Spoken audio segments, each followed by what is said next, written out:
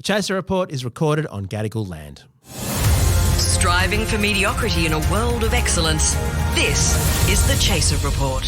Hello and welcome to the Chaser Report with Dom and Charles. Dom, a momentous day in New South Wales politics. Yes, and such a surprising day, Charles. Such a shocking and unprecedented day. And who would have thought that the day that ICAC released its report on former Premier Gladys Berejiklian, Yes. her allegedly corrupt conduct. Allegedly? What do you mean allegedly? Well, it was. We're going to get to what they found. Everyone knows. Yeah, they found that she had serious corrupt conduct. Who would have thought that when they published that report, more than 600 days after the end of the public hearings, everyone's been waiting for this for almost 2 years. Their website crashed. They published it. Oh, no. I mean, who would have thought they'd need extra bandwidth for an absolute bombshell about someone who used to run this entire state? Well, can I tell you my conspiracy theory on that? Oh. I reckon Optus, where Gladys Berejiklian works, Yes. was probably running their website. God, I hope it was in charge of everyone's private data. It was an inside job, and she probably didn't declare that she worked at Optus when she took the job. There you go. All right, let's talk more about Gladys in a moment.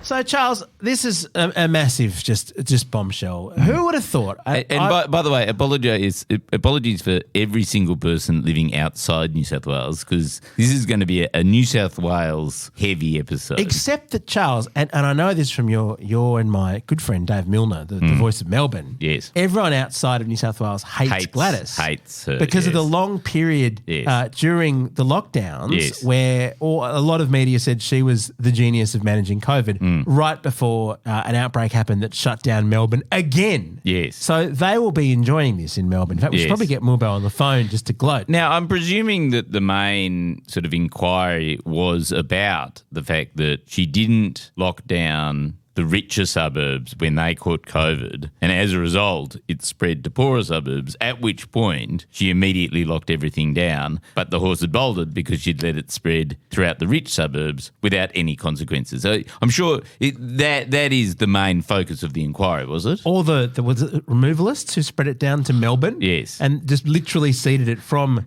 it started in Bondi, then it went to the whole of Sydney, then the whole of New South Wales, and the whole of Victoria. Yes. Did Gladys even get COVID during this period? What an irony. I'll tell you what, she might have given it to Darren Maguire though. Although this all happened before Gladys started dating her current boyfriend who represented her in the hearing. So regardless of the reputational damage that comes out of this, she did get one good thing out of the ICAC hearing. Yes. She's dating top barrister Arthur Moses, and frankly that's probably pretty convenient today, Charles, given what ICAC found. That's a very good meet cute, isn't it? She was a corrupt politician. He was a barrister on the make. Balance of probabilities. What's under the robe, Arthur? Anyway, so what this is all about, if you haven't been following the story, no, Charles, ICAC did not look at whether she did a shit job and basically gave us all months of hell, including those in Melbourne. Right as I think the Fin Review, didn't they have like the greatest leader in Australia, and she was on the cover right when we were locked down? Anyway, what this is about is the Australian Clay Target Association. The woman who saved Australia. The woman who saved Australia, that's what it was. She also apparently saved the Australian Clay Target Association, which was located in the electorate of her secret boyfriend, former Wagga MP Darren Maguire. Now, a few journalists have written today about just what a shock it was when Gladys Berejiklian fronted the media to confess to a relationship with dodgy Darryl, who really, like, if you had a central casting version of a shonky regional lib, this is him, and his name was even Darryl. I mean, it's not possible to be Darryl and not be a bit sus, is it? Yes, definitely. And he had already been forced out of, I think, politics, wasn't it? She'd had to sack him eventually, hadn't she? because he was corrupt. And then it had never occurred to her, oh, by the way, maybe as I'm announcing that he's got to go, I should mention that we're having sex. Well, here's the thing, Charles. It's really hard to know what to do when you've got a secret boyfriend. Yes. And your secret boyfriend asks you for money for something in their electorate, particularly something as inherently pissy as the Australian Clay Target Association. I can't imagine really any merit-based process that went, oh, let's give a giant grant to the clay target shooters. That's an area that really deserves multi-million-dollar funding or whatever it was. Well, I think Mike Baird, in some of the documents that were discovered, quipped that it was actually called the Daryl Maguire International Clay Target in Yes. a memorial shooting club or something. And pretty funny that he's kind of going, yes. Oh, Yes. what a dodgy thing. What a dodgy thing. Let's just wave approve it through. Yeah, that's a good idea. And so Mike Baird didn't know, no one knew. And the political journalists were astonished, not just that she had any kind of boyfriend or any kind of, because she was Yes. just well known for being single and dedicated to her job, Yes. but that of all the people she could have chosen, Yes. when there were some hot barristers who were ready to mingle Yes. and could defend her, was this Daryl Maguire guy. Yes. But maybe the signs were there all along. Oh, really? Dom. Because who in their right mind wants to become New South Wales Premier? That's true, actually. You know, somebody who says, oh, I'm married to my job and my job is New South Wales Premier clearly has terrible judgment in who she likes to marry. That is a very good point. And so therefore, it's not actually that surprising that she would then hook up with someone who's about as glamorous as a New South Wales Premier job. Well, if you're going to date someone from within the party, there's not a lot of options. No, right? God no. I mean, Matt Keane is a friend of the show. Yeah. Is a pretty special little piece of meat there. But and Dominic Perrottet doesn't have time, and you'd have to have 8 children if you date Dominic Perrottet. But other than that, it's I a hear pretty. he's not in favour of wearing protection, so I think that's out as a one-night But he is stand. probably in favour of Nazi uniforms in the bedroom, if that's your thing. So she dated this Daryl guy, and let's just look back on some of the quotes that ICAC heard as part of this serious corrupt conduct, because this is incredible. Yes. Daryl said, "It's worse than the Spanish Inquisition. People can't even talk anymore. They could be taping your conversation with me right now. You wouldn't know." They were. They were. They were. They were. Taping. Yep. Gladys said, "You can't have me fixing all your problems all the time." But she did. Yeah, but she did. And then another one, she said, "I can't stand that guy. Tell him to fix it. Then after you fix it, I'm sacking him." This is Barry Jicklin about a public servant who was looking into a problem with one of Maguire's pet projects. Oh, my God. Yeah, it's not the best. So, but the thing that intrigued me about this whole case was, I don't know whether you remember, but they had all these highly incriminating recordings that they'd secretly recorded, which I thought was fascinating because I think that they were tapping his phone. They were tapping Daryl's phone. phone. And frankly, she should have known Daryl's phone was... Daryl told her the phone was probably being tapped. Yes, that's right. And that was the phone that he then accidentally got done with a tractor. Oh, the tractor, Like he dropped it in a tractor eventually. Something like that. But then later on, when Gladys was testifying in front of ICAC, she said a whole lot of things. Like her entire testimony sounded like she was really guilty. Like the whole time, she was really defensive. Do you have any quotes from her, yes, I do. her testimony?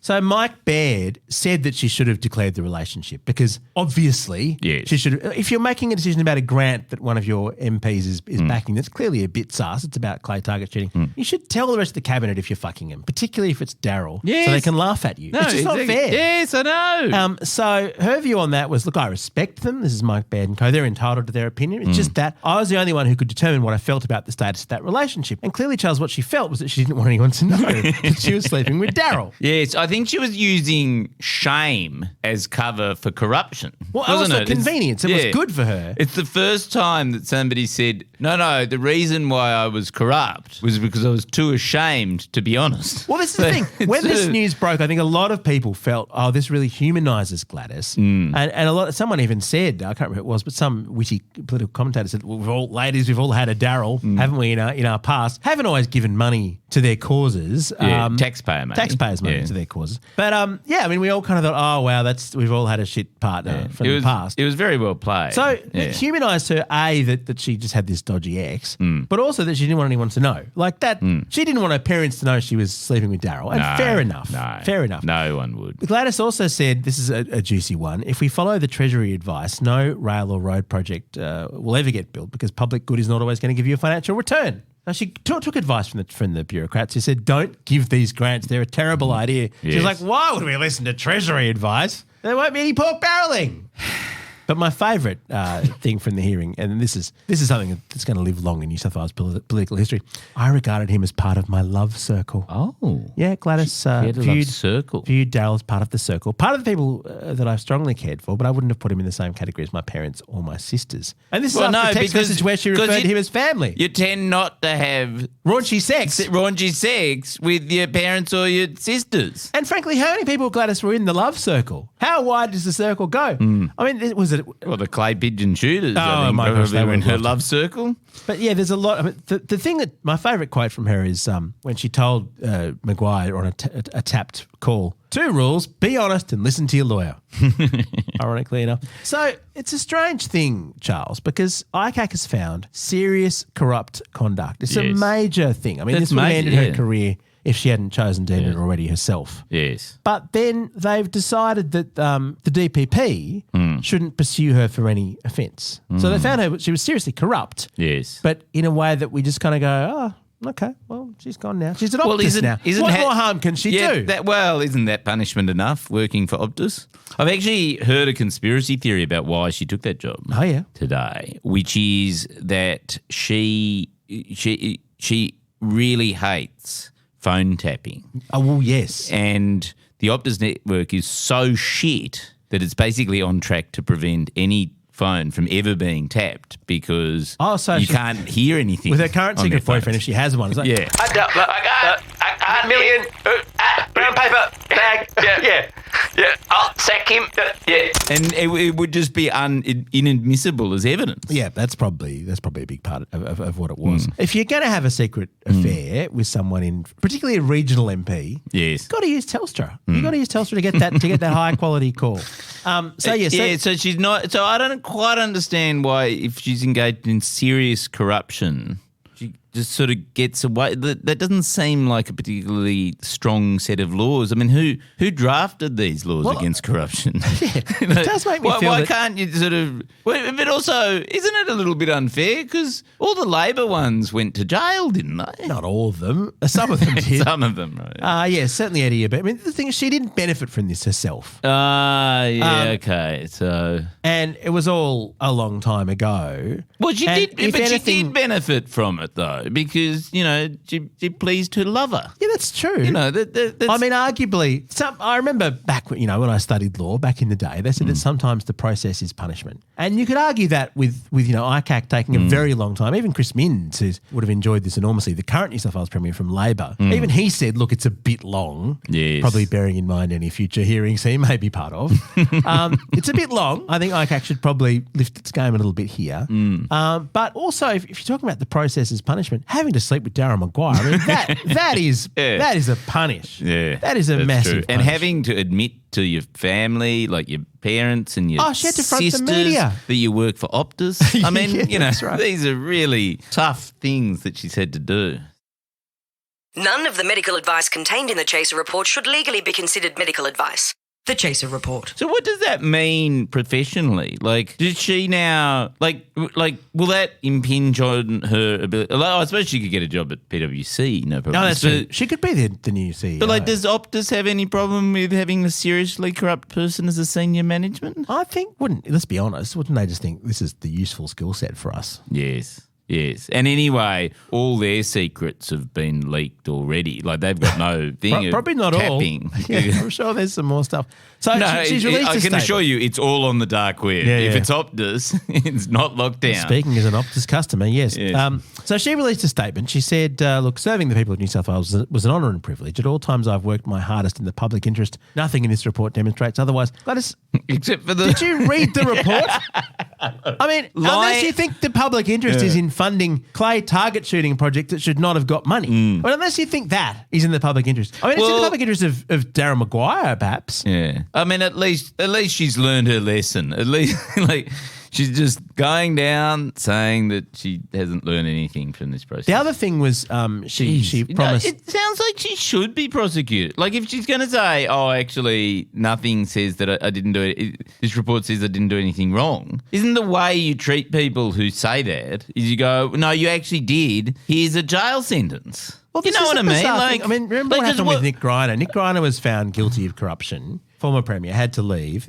Ironically, the man who set up the ICAC to try and go after Labor. And then he sort of fought it in the Supreme Court and it all went away and there weren't any consequences. So, and Barry O'Farrell was found to have acted corruptly, admittedly on a very, very minor thing involving a bottle of wine. He left and is now the ambassador to India. So you can bounce back after a negative ICAC hearing. She'd probably be the CEO of Optus before long. Yes. Well, she'll probably run ICAC. And also her corporate values are so well aligned with Optus's. I mean, when people ask her for money for a stupid purpose, she says yes. She's a yes person.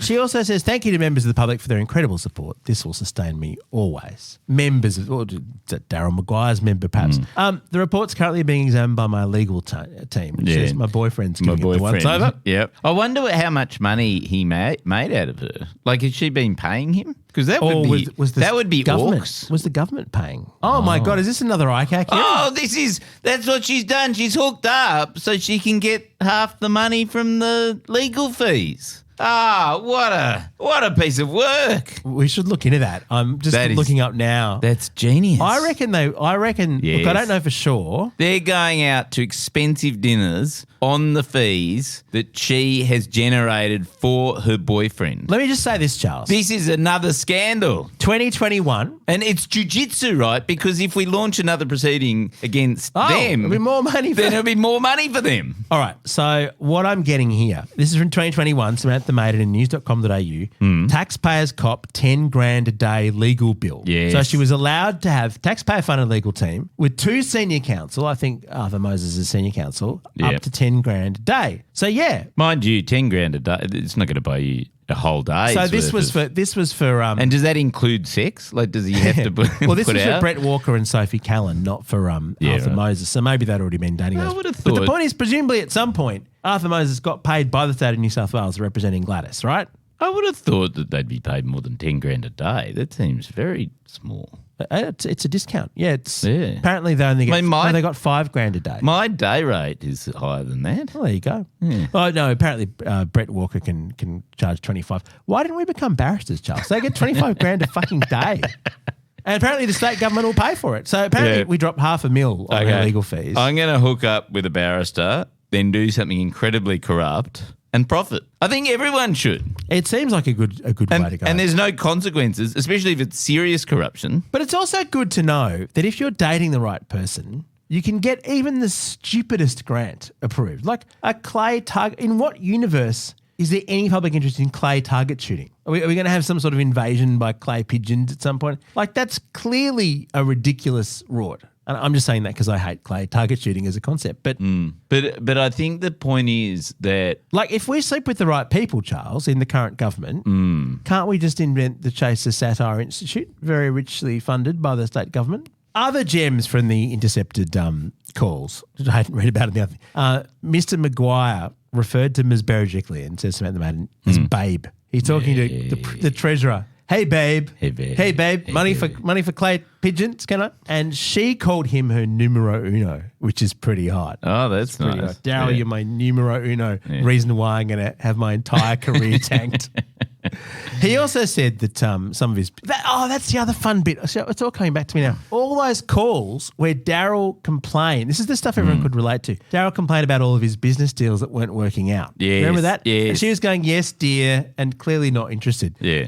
At one point, he said that some of his business associates were sucking people's dicks and they can get fucked. And Gladys is there as treasurer just going, oh, sorry, Daryl. Sorry you can't get your business. And he's supposed to be an MP at this point in time, right? Yes. Like, surely there should be a rule that if you're a state MP, you shouldn't be able to do property deals on the side. Like, isn't that basically a pretty simple rule? I think that dates back to sort of Rum Rebellion, Rum Corps times. Oh, yeah. When, like everyone was corrupt. Like the whole way you just getting payola. Yeah, you just, as an official. That's why New South Wales is so always corrupt, is because it has this long-standing history. Yeah, it's built in. Well, and just to make this more federal, there's some extraordinary allegations at former Minister Stuart Robert, which say that he did a deal with a consulting company where every time they got a government contract that he helped them get, he got payola. Now, he's denied this. This is a perfect thing for the new NAC to have a look at, the National ICAC, the National Anti-Corruption Commission. This guy, Anthony Daly. Yeah, and you know what could happen is if he's found guilty of serious corruption, nothing. Imagine that. Imagine he must be shaking in his boots. Well, this is a lobbying firm partly owned by his Stuart Roberts' friend and former associate. It's a Synergy 360, and they helped global technology companies get more than $350 million of contracts. Now, the difference here, to be fair to Gladys, is that he would have, if this is true, gotten money. He would have gotten money for this work, whereas all Gladys got was some presumably shithouse sex A bit of hot toddy. from Daryl. She No, got a slice of Daryl. No, I think Daryl was known to be a bit of a cat and a bounder before he hooked up with Gladys. I think everyone wanted a slice of Daryl. Oh, really? Yeah, He that's my as I understanding. say, when you're in the New South Wales Liberal Party, you got to pick kings a bear. But my point is, she didn't make money out of this, so this could be considerably worse. This might, if it's and brought an out. aggravated act. What we've established is that she has made money out of the corruption proceedings. Potentially, yeah. Oh, it's wonderful. It's like a Russian doll. Yeah. In that there's things within other things, but also being Russian, it's entirely I corrupt. think it sort of explains why I'm not as rich as I'd hoped, but everyone else seems to be able to afford their mortgage. Yeah, it's just because they all have sweet consulting deals. Yes. It's I think- extraordinary. I mean, every Okay. organisation, this is the Yeah. thing that's come out of the PwC inquiry, is that every single organisation in this country pays millions of dollars from somewhere. Yes. Like universities do, public Yes. service departments do. Presumably there's another arm of the chaser somewhere that we're not aware of, paying giant consulting bills to PwC and KPMG. We're the suckers. We are. Okay, we're going to set it up. Chaser Consulting. Chaser Consulting Partners. Yep. The one thing you know for sure Yep. is that the advice will be worthless. Like there's going to be no concealing. Yeah, The $1 million advice will be worthless. And it'll be something like, trust us, you can't trust us. Trust us, you can't trust us. Yeah. That's perfect. And also, we won't leak the information, the confidential information you give us to Yeah. our other clients because we won't have any. We're only going to get one at most. There you go. That's a lovely Okay. new business direction for us, Charles. Let's make it happen. Our gear is from Road. We are part of the Iconoclast Network. Log on to chaser.com.au/consulting. Yes. And I'll set that up this afternoon. All you need to do, don't worry about a detailed website. Just copy PwC's. That's right. And just make it so that it just automatically generates massive invoices Yep, okay, cool. to anyone who. Yes. Oh, we won't do the work. We'll just get the We'll invoice. just do the invoice. Yep, okay. Well, that's what people want. So. Perfect.